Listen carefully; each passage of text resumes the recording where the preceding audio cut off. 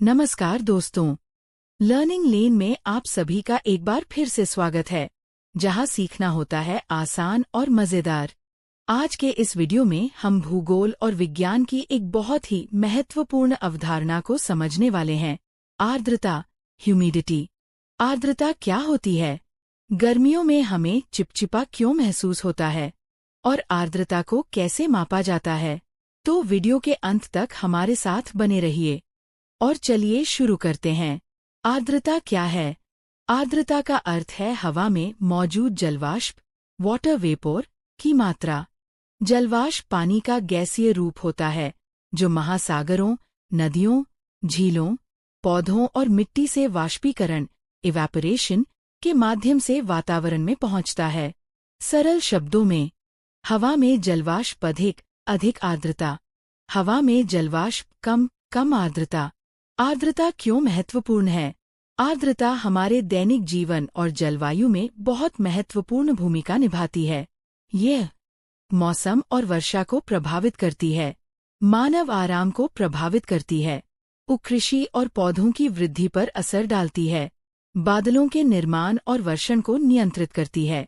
इसीलिए आर्द्रता को समझना बहुत जरूरी है। आर्द्रता के प्रकार।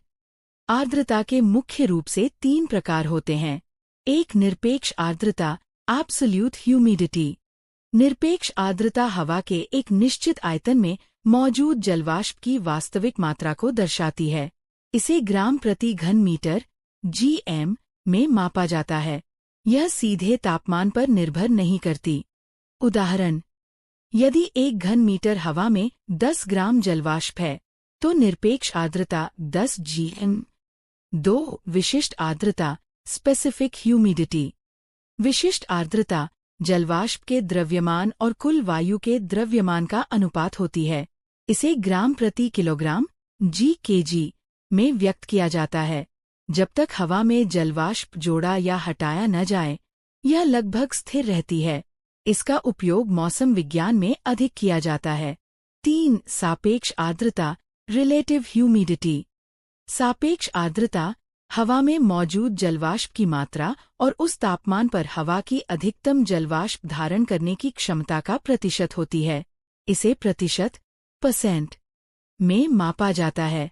सूत्र: सापेक्ष आर्द्रता वास्तविक जलवाष्प की मात्रा बटा हवा की अधिकतम क्षमता 100। उदाहरण: यदि हवा 20 ग्राम जलवाष्प धारण कर सकती है, लेकिन उसमें केवल 10 ग्राम मौजूद है, तो सापेक्ष आर्द्रता 50%। तापमान का आर्द्रता पर प्रभाव।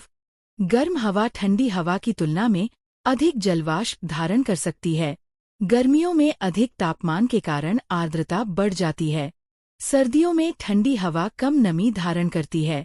इसीलिए गर्म और आर्द्र दिनों में हमें अधिक असहज महसूस होता है। अधिक और कम आर्द्रता के प्रभाव। अधिक आर्द्रता में हवा में जलवाष्प अधिक होती है, जिससे पसीना आसानी से नहीं सूखता। इस कारण चिपचिपापन और अधिक गर्मी महसूस होती है। अधिक आर्द्रता बादलों के निर्माण में मदद करती है, जिससे वर्षा की संभावना बढ़ती है। दूसरी ओर, कम आर्द्रता में हवा शुष्क होती है।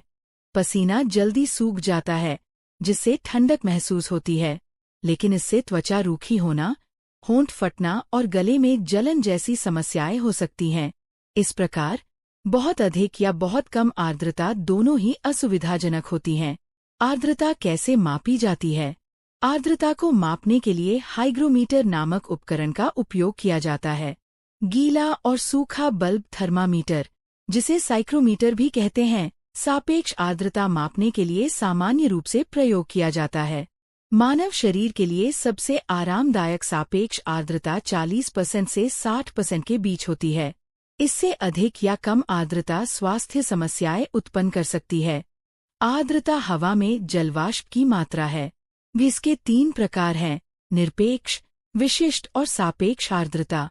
सापेक्ष आर्द्रता सबसे अधिक उपयोग की जाती है। आर्द्रता मौसम, जलवायु और मानव जीवन को प्रभावित करती है। तो दोस्तों, आज के लर्निंग लेन के इस वीडियो में इतना ही। अगर आपको ये वीडियो उपयोगी लगा हो, तो वीडियो को लाइक करें, लर्निंग लेन को सब्सक्राइब करें और ऐसी ही आसान और रोचक सीख के लिए बेल आइकन दबाना न भूलें। देखने के लिए धन्यवाद। मिलते हैं अगले वीडियो में लर्निंग लेन पर।